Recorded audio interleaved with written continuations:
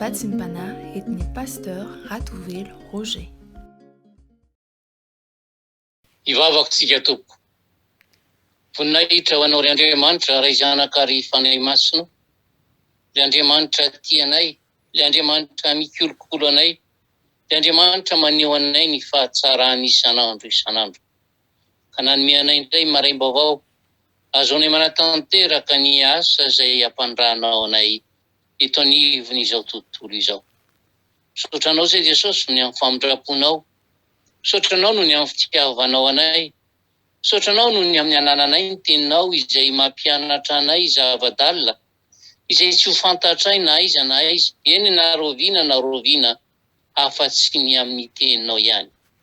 Ary famindram-po avy aminao no mbola anananay izany teninao izany amin'ny tenin-drazanay. Mankasitraka indrindra Jesosy, androany ary, mba ataovy liana amin'ny teninao izay ary izany no isaoranay anao satria amin'izao fotoana izao dia entinao ampitiavana eny amin'ny toerana misy anay tsirairay avy ny teninao satria misy fanavaozana tianao iseho eo amin'ny fiainanay. Ko mitenena Jesosy fa vonina iaino anao ny manomponao. Fa dia volom-pangalatra sy mpandroba kosa dia didina tsy anakeritsy tsy anapahefana amin'izao fandarana izao. Fa fatorana amin'ilay rasoan Jesosy Kristy Tompo avy any Nazareta ary atsipy any afarimy rehetra afo fa ny toerana sahazo azy ary tsy anakery amin'ny ankonan'Andriamanitra izany. Ko ankehitriny mitenena aminay hatrany Tompo ho fenoin'ny fahamasinanao. Amen. Dia mbola ampitombona amintsika mandrakariva ary havana ny fahasoavana mampiadanana avy amin'Andriamanitra ray sy Jesosy Kristy Tompontsika.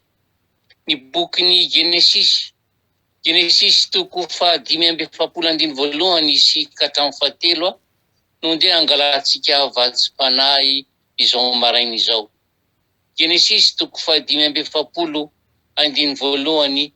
katramin'ny 7. Rehefa hita dia vakiana amin'ny anaran'i Jesosy Tompon'ny teny.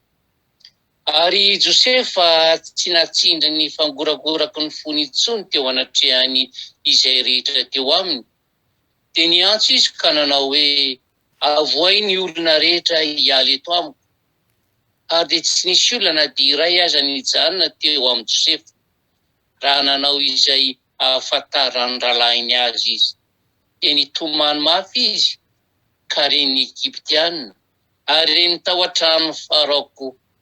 Ary Josefa tamin'ny rahalainy, izao no Josefa mbola velona ihany vaika ary tsy navaly azy ny rahalainy fa tora-kovitra teo anatrehan'ireo. Amen. Dia nitomany mafy izy. Seho anankiray ato anaty baiboly tena mampihetsi-po ity hitantsika eto ity ry havana. Raha zoina fohifohy ny tantara rehefa avy nampijaly ny rahalahiny Josefa ary ny afara tamin'ny famarotana azy tamin'ireo Ismaelita izay nivarotra azy indray tamin'ny Potifara, dia indro izy fa lasa praiministra ny Egyptianina. Taitra nefa ny rehetra fa olo-dehibe ambony toerana manarakaraka ny mpanjaka no mitomany. Mitomany fa maninona? Tonga ny rahalainy. Ilay rahalahy tsy mifankahita mataonany. Rahalahy izay namadika azy. Ary ny fofony ainy no ny fialohana natsotro izao. Ary nanao azy ho fahavalo mihitsy azy. Ary tsy nieritreritra ny mahampiray-tam-po. Nefa dia niaona tamin'io raha tsy nampoizina. Ka tsy tonga ve ary havana ny fotoana izay tokony hamaliana azy ireo ny amin'izay ratsy nataony? Josefa raha teo manana fahefana mampitondra ambony azy. Na farafaratsy mba nofaizana satria nanao tsy nety. Nofaizana mba tsy hamerena ny ratsy intsony. Ry hava-malala amin'ny Tompo. Tsy izany anefa no nataon'i Josefa, ilay mpanompon'Andriamanitra natahotra mafy an'Andriamanitra mandrakariva. Ka rehefa tonga ny fotoana tamin'ireo azo lazaina fa fahavalona marina kady dia Josefy indray no nigogogo ny tomany. Fa inona re no hevitra izany zavatra izany? Hitantsika fa ny fiainan'i Josefy ry havana dia fiainam-pakatoavana. Tsy mba nandà na nanohitra na nampiasa hery izy tamin'ny zavatra rehetra nanjo azy, na dia tsy rariny azy, nanomboka tamin'ny tsy fitiavany ralany azy tany an-tanindrazana izany, nitoy tamin'ny tsy rariny ary ny fiampangana azy tsy marina tao an-tranon'ny Pôtifara, ny fanaovana azy tany an-trano maizina. Ny fiainany manokana nampiavaka azy anefa ry havana dia ny fanekeny fa ny zavatra rehetra nisy dia avy amin'Andriamanitra.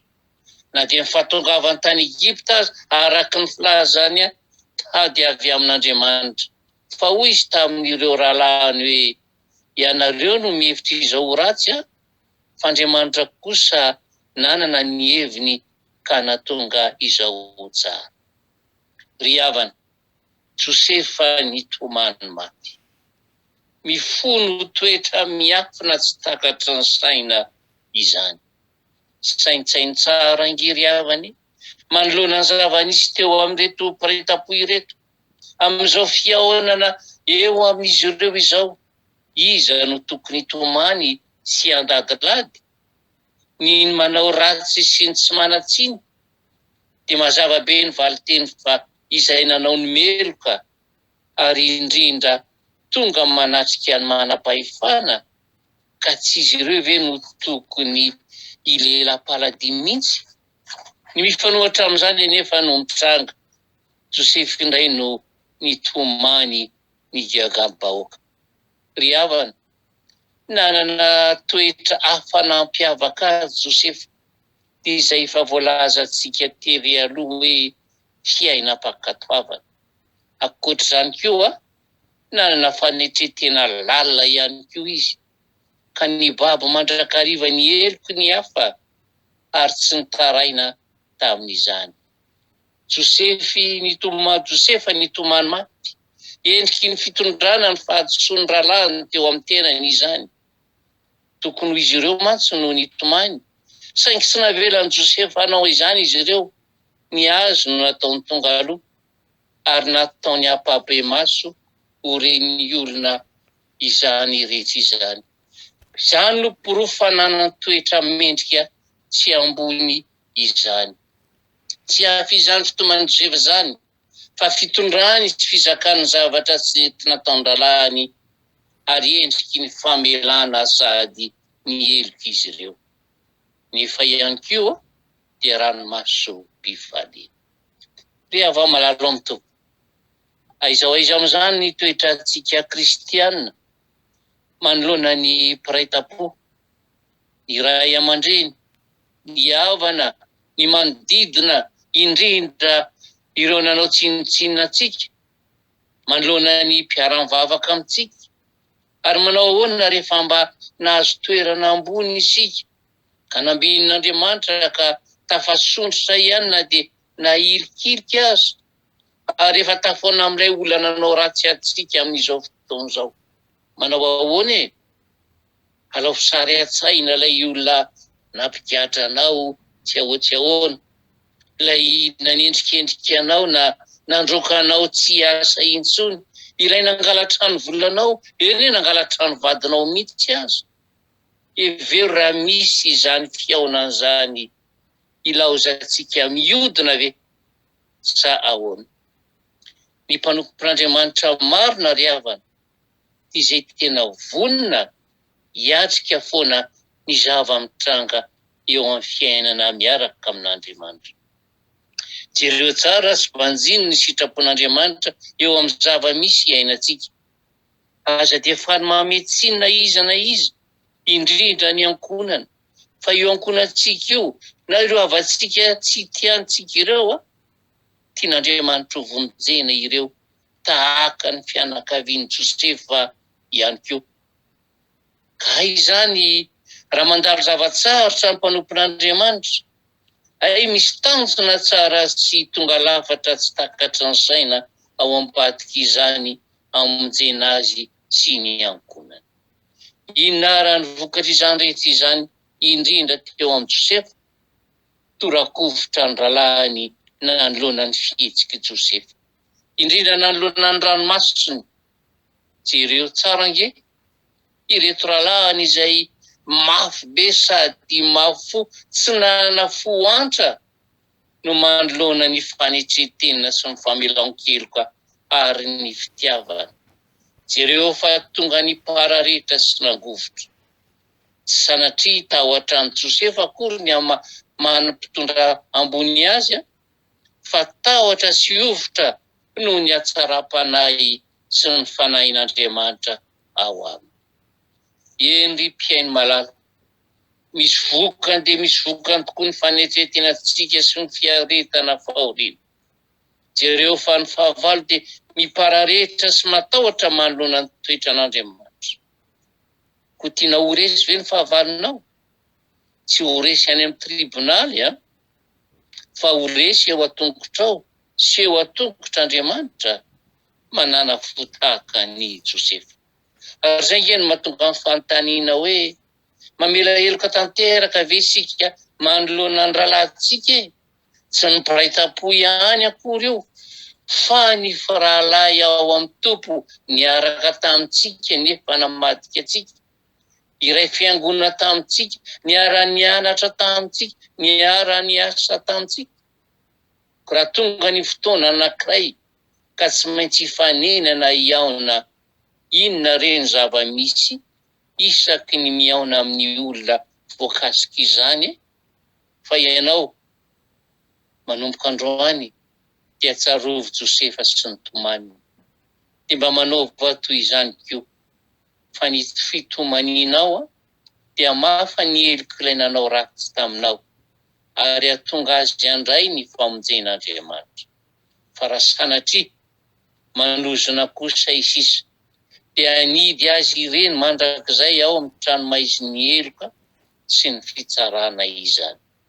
Fa izay vahatsika ety an-tany mantsy ho Jesosy dia ho vavah any an-danitra.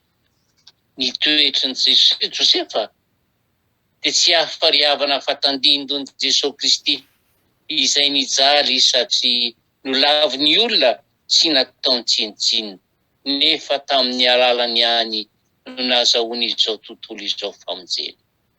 Jesosy no nanatanteraka ny famonjena faratapony ary nanambara pahabe-maso famelan-keloka teo amin'ny hazo fijaliana hoe ray malalo mamela ny helony fa tsy fantany izay atao. Ny famelan-keloky ny kristiana dia tsy aitraitra na fombafomba ry hava-malalo amin'ny tompo, fa ny anarantsika tamin'i Kristy ary toetra raiky tapisaka eo aminy izany. Tsy ampianarina antsika akory izany, fa iainantsika miaraka amin'ny Jesosy mihitsy ao anatintsika ao. Ny valin'izany kosa nefa dia fa mira-piratana sy voninahitra. Ko mandeha any ianao ry havana, dia mba manaova toa an Jesosy ihany koa. Mamela heloka ny olona rehetra, ary aza dinonina ny manjotraka ny ranomasinao mialohan'izay mananao fahadisoana. Fa ny ranomasinao isolo masoandro mibalika rehefa avy eo. Ary ho tretrika sy ho sambatra ianao, ary ny fiaraha fahafarany dia ho tsara lavitra mihoatra ny voalohany. Ary ahita ny famonjen'Andriamanitra mahagaga an'ireo izay nanao ratsy tamintsika isika. Ka hifaly amin'izany ianao, satria ny ranomasonao nahavidy fanahin'olona tsy ho very mandrakizay. Move izany tsy nataony Josefa manoloana ny ralahiny, mahereza ry havana, mamela heloka fa zany ny tadiavan'ny Tompo amintsika. Amen. Ivavakitsika Tompo. Tompo, ovainy foko mba ho mora anarina toy ny an'ny zazakely izay tsotra sady maro.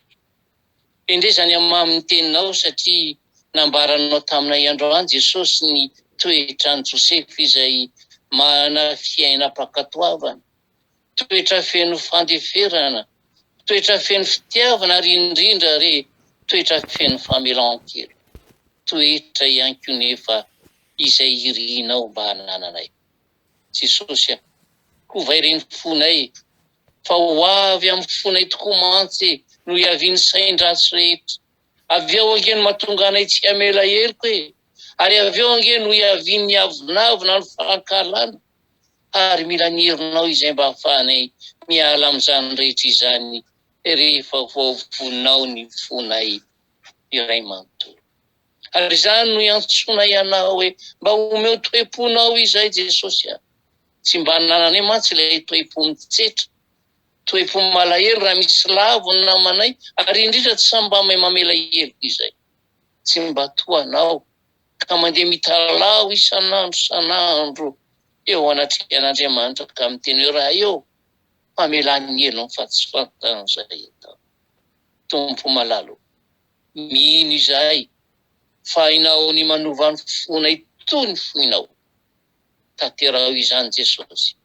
Fa sao dia anisan'izay ho very izay raha tonga eny amin'ny rahony ianao satria mbola manana fo lentika. Ny toe-ponao angeny no mbola tsy ampy atao anatinay. Ny anarana maha-kristiany efa be loatra anananay toy zahozahoanay fa kosa Jesosy malalo. Hovay ny fonay mba hifanaraka amin'izany maha-kristianana izany ka tena mela heloka tokoa izahay. Raha voky ny trano reto vahoakanao androany, ka hifanena amin'izay anananay elaelo, hifanena amin'izay anananay fahatezerana, na tamin'ny fomba ahoana, na tamin'ny fomba ahoana. Dia vonoa izahay Jesosy eo, amela heloka tanteraka an'izany rehetra izany. Ny fonay misy mantsy no mbola tsy mifanena taminao ihany koa e. Ary izay nge no mahatonga anay mifaly amin'ny tsy fahamarinana e, mifaly amin'ny fahavoazany hafa e, mifaly amin'ny fampitehany hafa e. Vonoy Jesosy a, ary hovay ny fonay iray manontolo mba hanana fonofo araka ny tononkira novakiana teo hoe toy ny fon'ny zazakely mahay manetry teny.